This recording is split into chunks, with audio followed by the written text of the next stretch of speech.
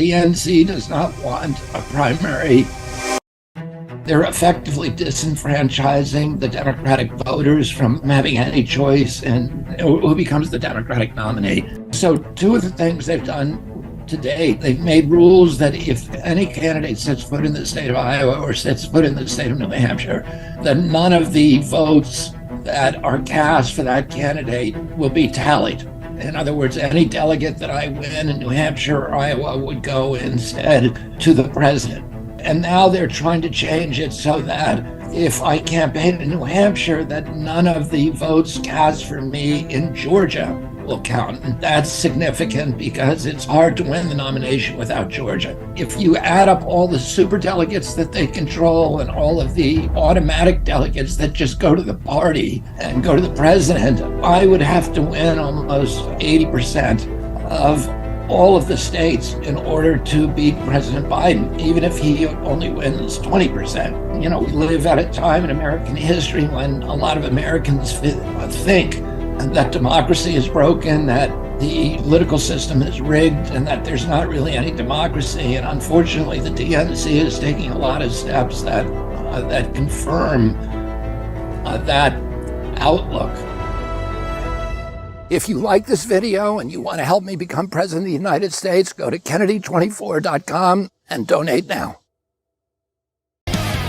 Joe Biden's just ordered a political hit on RFK Jr. And the DNC has just fixed the primary to make it impossible for him to win. Dennis Kucinich, RFK Jr.'s campaign manager, is here. Dennis, what is going on with the DNC? Well, I can tell you what's going on with RFK Jr., and that is that Mr. Kennedy wants to make sure that every Democrat who votes in a primary, their votes will count, and that if you win a primary, that you win the delegates. I mean, I know that sounds like a novel idea, but as Mr. Kennedy has pointed out, the DNC has arranged it so they can put extra delegates in, stuff the ballot box in a primary, and effectively, even if Mr. Kennedy were to get 60, 70%, hand the election to Mr. Biden. This simple idea that if you win New Hampshire, you should win New Hampshire, you should get the delegates. But the DNC says because Mr. Kennedy campaigns in the first in the nation state, no, his votes won't count. I mean, what in the world's that about? I want everyone to think about that. You can win, and then they don't let your votes count. I mean, the truth is that Robert F. Kennedy Jr. is the only Democrat who would have any chance of defeating Mr. Trump in the election.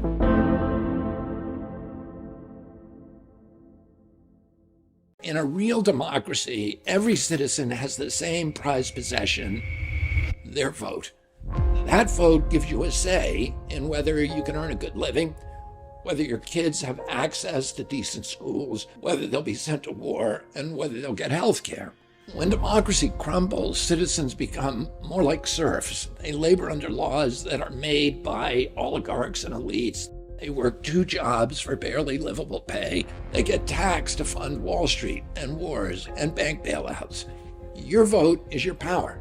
And right now, the Democratic Party elites are trying to take it away from you.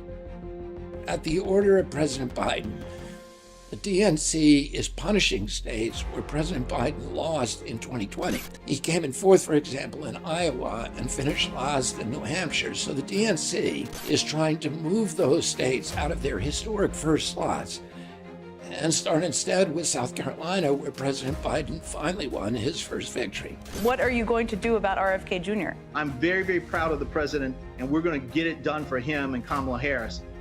In this primary and again in the general election. Those changes violate state laws, so the legislatures can't comply with the plan. But do you know who the real losers are? You are. You're going to lose your right to vote in a free and fair election. Based upon the DNC's plan, if you live in the state of New Hampshire or Iowa, your vote just won't count. And Georgia too, by the way. In that state, they want to kick anyone off the ballot if they campaigned in New Hampshire. These crooked measures will disenfranchise millions of citizens. These people will be robbed of their votes just because the elites say so.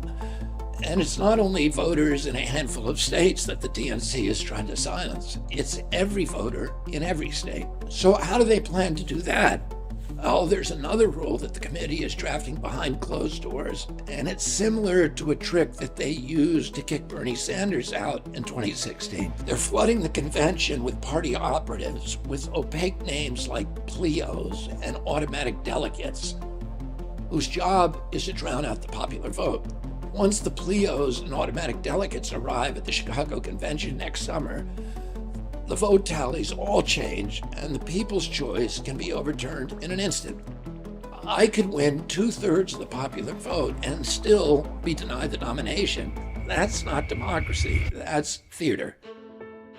When I was growing up, this country was the democratic light of the world. We were the exemplar, we were the template for all the other nations on earth. This is what democracy looked like. We did it better than anybody. Based upon our example, dozens upon dozens of new democracies took root in every corner of the earth. But when we deny citizens their right to vote, and when we rig the process in favor of insiders, then the flames of democracy flickers, and someday soon it will go out. The good news is these rules don't take effect until the DNC votes on them on September 14th. So let's use our power while we still have it. It's time to demand a fair primary process where every vote counts equally, and the candidate who gets the most votes wins the nomination. That's the democracy we learned about in school. That's the democracy that people around the world yearn for. That's the democracy that we now have to fight to protect. Whomever you plan to vote for next year, now is the time to tell the DNC that you want democracy back in the Democratic Party.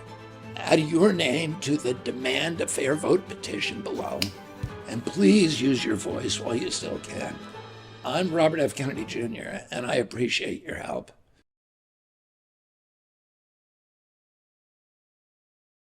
Hey everybody, it's Robert F. Kennedy Jr. here. Well, today the DNC did convene its Rules and Bylaws Committee, but sadly, not much has changed. Our primary is still not free and fair. The DNC is continuing to coerce New Hampshire to bend to the wishes of President Biden's re-election campaign. And if New Hampshire doesn't comply, then the votes of the people of New Hampshire won't count. And of course, there was no mention in the meeting of separating the Biden campaign financially and organizationally from the DNC. The DNC, by its own charter, is supposed to be impartial, but they're not even bothering to pretend. Meanwhile, our campaign is unstoppable. We continue to build momentum. We're getting giant crowds. We have over 200,000 volunteers. The contributions are coming in, and I want to thank all of you for your support. In signing that petition to the DNC, we generated over 30,000 signatures in the last 24 hours. And I got to personally speak to so many of you and hear your concerns for our democracy and for our country. This is only the beginning. We're going to take back our country. We have a people-powered movement, and I want to thank all of you for your continued support, and God bless you all, and God bless our country. We talked years before about you entering politics, and you were a bit reticent about it, but now you've sort of taken a big step. And what was it that kind of called you to this moment? I said, well, if I run for president, it's much more difficult to censor me.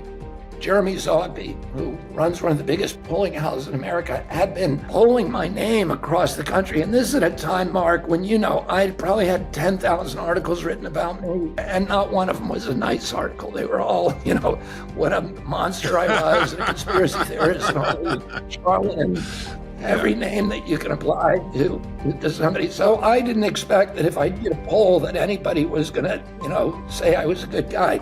Zogby was putting my name on a bunch of polls, and he sent me an email, and he said, I need to talk to you, I need to show you something. And he came to my home, and he had all these polls that he'd done across the country, and they showed, me with this extraordinary strength that showed that I actually had a pathway to win the election. And the pathway was coming from support, from all three parties, independents, Republicans, and Democrats, but very strong in each one. At that point, I took those to Cheryl, and Cheryl, she did not jump at the idea of me running, but, we talked about it for I can imagine. several times. I made all kinds of promises and concessions, and finally... You're still married, so that's good. You're still married. Well, I wouldn't have run without her support. If you like this video and you want to help me become president of the United States, go to Kennedy24.com and donate now.